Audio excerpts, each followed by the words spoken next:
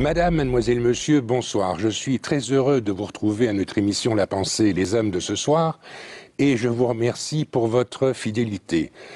Nous sommes tous en quête de plaisir, de joie, de bonheur. Le thème de la joie est le thème de réflexion de notre émission d'aujourd'hui.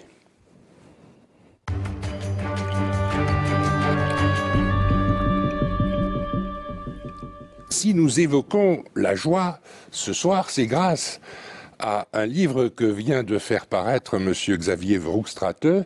Votre ouvrage s'intitule « La joie, une spiritualité philosophique ». L'ouvrage est paru à Paris aux éditions Acacia l'Originel. Vous êtes un ingénieur de l'université de Louvain, mais aussi un philosophe. Alors c'est assez rare de rencontrer un ingénieur qui philosophe. Expliquez-nous un petit peu votre cheminement. Mais vous savez, un ingénieur aime bien comprendre.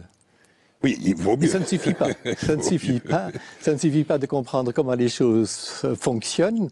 Il est important aussi d'aller plus loin et d'essayer, par la philosophie, d'avoir une autre approche. C'est pour ça que je ne dis pas ingénieur-philosophe, mais je dis ingénieur et philosophe. Et philosophe. Parce que j'aime bien avoir les deux, de tenir les deux. Et je crois que ce sont deux approches qui peuvent s'éclairer l'une l'autre. Non pas avoir uniquement un ingénieur qui est centré sur la matérialité des choses, mais d'avoir une ouverture vers la philosophie, et non pas uniquement un philosophe en chambre qui n'a jamais été en contact avec le réel, mais au contraire d'avoir un philosophe qui a aussi été en contact avec la réalité. Bien sûr. Il y a un mot qui m'a interpellé dans le titre de votre livre, c'est le mot spiritualité.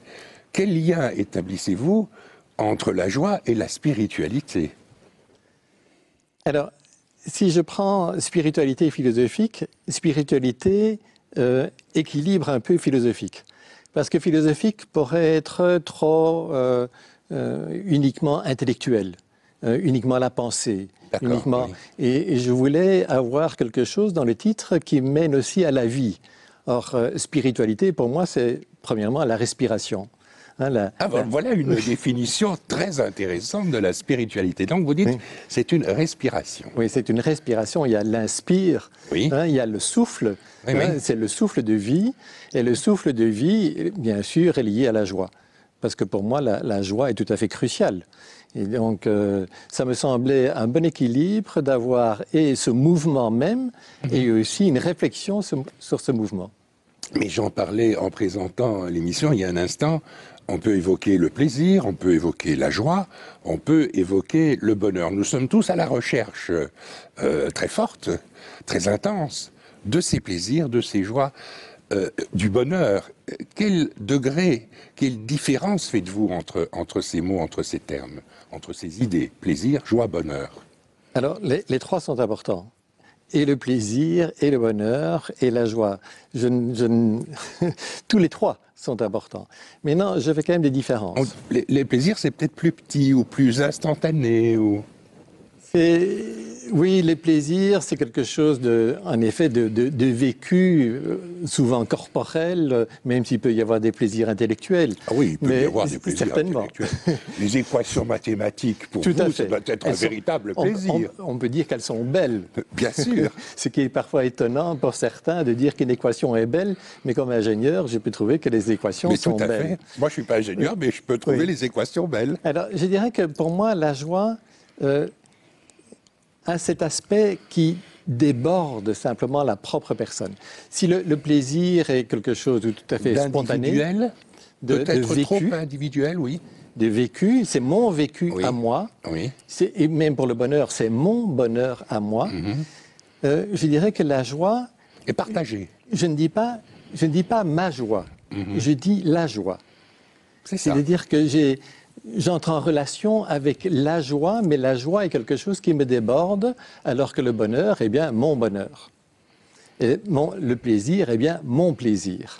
Et la joie, c'est quelque chose auquel j'accède, mais qui est comme sous-jacent et plus large que ma propre personnalité. Quand on lit votre livre, on observe que vous avez quand même des références philosophiques solides. Vous évoquez Bergson, Henri Bergson, vous évoquez Spinoza. Qu'est-ce qu'il vous a retenu dans la lecture, dans l'appréhension de ces deux philosophes ou d'autres auxquels vous faites allusion? Écoutez, quand je parle de la joie, ce qui me semble important, c'est d'ouvrir un espace pour la joie. Non pas tellement définir la joie ou essayer de saisir ce que c'est que la joie, mais bien d'ouvrir un espace. Ouvrir un espace, qu'est-ce que ça signifie? C'est aussi ouvrir des perspectives.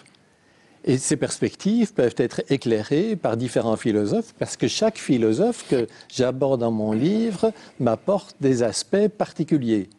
Enfin, je vais prendre un exemple. Oui. Prenons Spinoza. Oui. Spinoza parle de la joie comme une augmentation, un passage vers une puissance plus grande. Je dois vous avouer que moi, pour ma première approche de la joie, c'était pas de lier joie et puissance. Maintenant, quand je lis Spinoza et que je vois ça, je me dis, mais au fond, c'est vrai.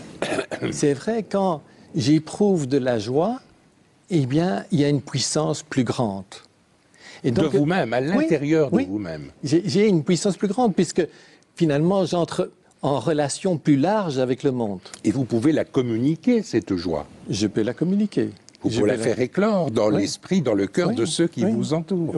Oui, mais donc chaque philosophe a, je dirais, ses points forts, ses éclairages, et je trouve que ça vaut la peine d'offrir un espace à ces philosophes, d'avoir des philosophes comme compagnons de route dans cet espace énorme. Mais ce n'est pas n'importe quel philosophe, parce que non. Spinoza, il est un peu comme vous. Hein, il est très, très rationnel, c'est pas dire un ingénieur, mais quand on lit l'éthique, ça ressemble à un livre de géométrie. Et ça ne m'étonne pas qu'un ingénieur comme vous se plaise dans la lecture de Spinoza. Oui, mais il y a toute la structure de l'éthique, il y a toutes les scolies de l'éthique, et puis on peut lire la correspondance de Spinoza aussi. C'est très intéressant de lire la correspondance de Spinoza, où il laisse libre cours à une interprétation de sa propre théorie.